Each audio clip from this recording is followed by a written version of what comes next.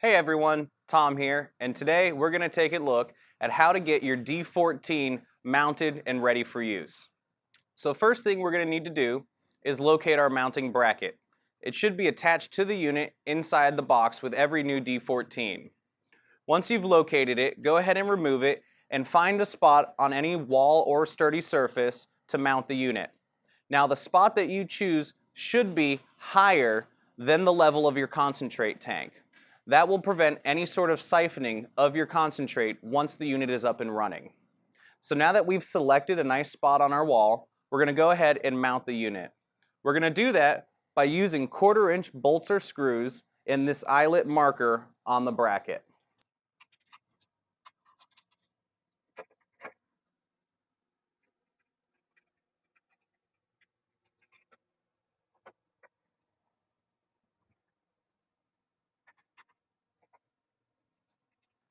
Now that the bracket is up and secure, we can go ahead and attach our unit.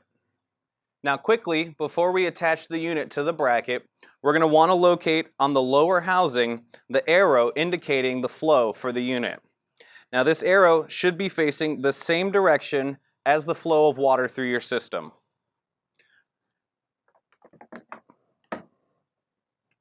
Once the unit is attached to the bracket in the correct direction, we can go ahead and remove the red caps from the injection stem assembly and inlet and outlet of the unit. Now that we've removed the red caps, we can go ahead and attach our inlet and outlet plumbing. Make sure not to pressurize the system until setup is complete. As always, this has been Tom, and thanks for watching.